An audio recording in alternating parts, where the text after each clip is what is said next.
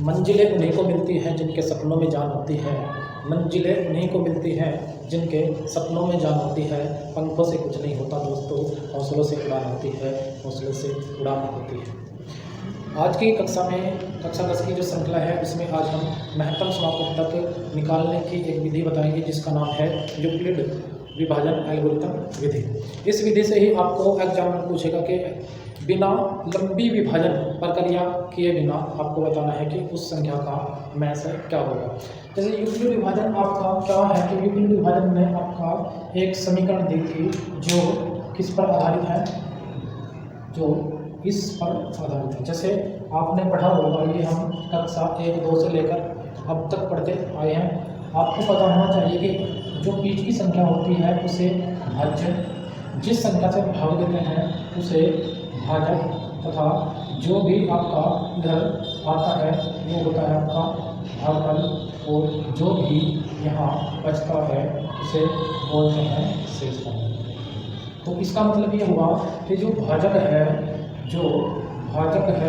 और उसका गुणा भागफल है, और जो भी बचा शेषफल वो इस भाज्य के बराबर होगा। इस समीकरण को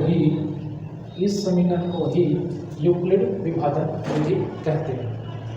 इस विधि को आप जो है अच्छे तरीके से समझने के लिए एक उदाहरण के तौर पर हम आपको क्वेश्चन करा देते हैं। जैसे आपके पास एक संख्या 45 और 115, एक संख्या 45 और एक आपकी 115 है। इन दो संख्याओं का आपको मैसे निकालना है, वो भी यूक्लिड विभाजन विधि से। तो आपको करना क्या है, इस प्रश्न को हल करने के लिए आप इसी मेथड का यूज करेंगे। जैसे आप 45 जो छोटी संख्या है उससे बड़ी संख्या को भाग दे देंगे। अब 45 दूनी 90, कितना बचा 5 और 25, कितना बचा 25। अब करना यह है कि जो आपका 25 बचा शेषफल, उस शेषफल को वहीं को वहीं रहने देते हैं और भाजक को उठाकर उसके फिर भाज्य की जगह हम रख देते हैं। अब 25 एकम 25, कितना बचा 25 एकम 25, 0 और भैया 2, कितना बचा 20। अब फिर ऐसे ही वही प्रक्रिया आपके दोहराते हैं, 25 को फिर उठाकर हम भाज्य की जगह रख देते हैं, 20 एकम 20। अब कितना बचा 5।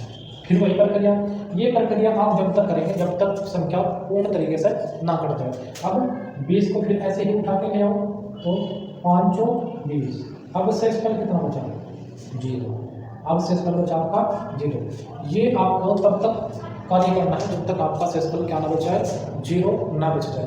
अब ये आपका रफ कार्य है, लेकिन आपको पेपर में क्या लिखना है, आपको पेपर में कैसे लिखना है, पेपर में आपको सिर्फ और सिर्फ यही लिखना है। मान लीजिए आपके पास ये 2 संख्या पेपर में आ गई और उसके बाद आपको पूछा कि यूक्लिड विभाजन के द्वारा इसका आंसर दे दिए, तो फिर आप इसके द्वारा ही इसका आंसर देंगे। जैसे आपका भाज्य यहाँ पर कितना है 115 बराबर भाजक जिससे भाग दे रहे हैं 45 गुणा 2, 45 गुणा 2 प्लस शेषफल कितना बचा था 25, कितना बचा था 25।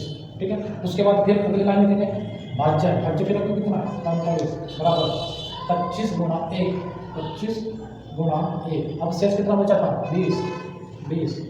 अब अगली लाइन ऐसे 25 बराबर 20 एकम 20 एकम 20 और प्लस अब शेषफल कितना बचा 5। अब ऐसे ही आगे लिखो 20 बराबर 5 चौक 20, 5 गुणा 4 प्लस 0। ये आपको उस टाइम तक लिखनी है जिस टाइम तक आपके पास शेषफल में 0 न बचे। आपको जब एग्जामिनर नंबर देगा तो इन समीकरणों को देखकर ही आपको आपके जो है अंक दिए जाएंगे। ये आपका केवल और केवल रफ कार्य है, और ये रफ कार्य आप किसी भी पेज पर कर सकते हैं, पीछे या आगे जो भी आपका रफ पेज मिलता है उस पर, लेकिन आपको एग्जामिनर को ये फॉर्मूला और ये आपको सब कुछ करके दिखाना होता है। अब 1 या 2 प्रश्न आपकी बुक से ही हम लेंगे। जैसे आपकी बुक में एक प्रश्न है 135 और 225, संख्याएं हैं 135 तथा 225। ये आपकी बुक का क्वेश्चन है। इस क्वेश्चन को हम कैसे करते हैं, सबसे पहले आप ऐसे ही करते हैं कि आपका रक्त कार्य करते हैं। रक्त कार्य कैसे करेंगे, उसी प्रकार हमने बोला था कि जो बड़ी संख्या है उसे अंदर रखो और जो छोटी संख्या है उससे भाग दे दो। अब 135 ही कम 135 शेष कितना बचा, 5 से 5 गया 0, 12 से 3 गया कितना बचेगा, 12 में से 3 चले जाएगा तो बचेगा आपका 9, कितना बचेगा 9। अब यहाँ पे बचा 1 बचेगा 0, ठीक है।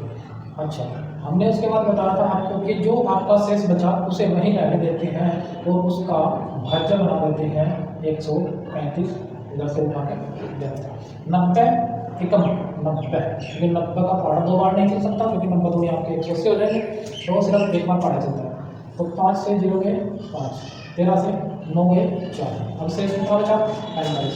फिर वही कर करिए, अब 90 फिर उठाकर ले आते हैं, अब 45 दूनी 90, अब शेष कितना बचा 0। आपका कार्य हुआ पूरा। अब आपको करना क्या है, आपको करना क्या है, भाज्य। भाज्य बराबर क्या है, 225 बराबर 135 गुणा 1 प्लस 90, 1 प्लस में कितने बचे थे 90। दूसरी लाइन को 135 बराबर 90 एकम 90 और शेष यहाँ पे कितने बचे थे 45। अब तीसरी लाइन 90 बराबर 45 दूनी 90 और शेष बचा आपका 0। ये भी आपको अपने एग्जाम के टाइम आपको इस प्रकार आपका उत्तर देना होगा। चलो एक क्वेश्चन और हम आपको बता देते हैं ताकि आपको कोई भी दिक्कत ना हो, कंफ्यूजन ना हो, आपके सारे डाउट जो है दूर हो जाए। एक संख्या हम लेते हैं 325 और 620, ये संख्या हम चलो ले लेते हैं। फिर ऐसे ही करना, कैसे करना भैया, आपको बड़ी संख्या अंदर और छोटी संख्या से भाग दे देते हैं, ठीक है।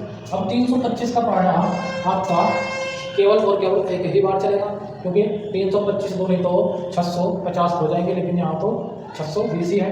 अब 325 की कम 325, 10 में से 5 गए 5, यहाँ हो गए 11, 11 में से 2 गए 9, इधर बच गए आपके 5, 5 में से 3 गए, कितने बचे 295। अब फिर ऐसे ही करेंगे, 325 को इधर उठाकर ले आते हैं। अब 295 का भी टेबल या पढ़ना एक ही बार चलेगा, 295 का 295, 5 से 5 गया 0, 12 से आप 9 घटाएंगे तो आपका कितना आएगा भैया, 12 से 9 गए 3, 12 से 9 गए 3, आपका तो बचेगा 0। अब फिर क्या करते हैं, 295 को फिर उठाकर इधर ले आते हैं।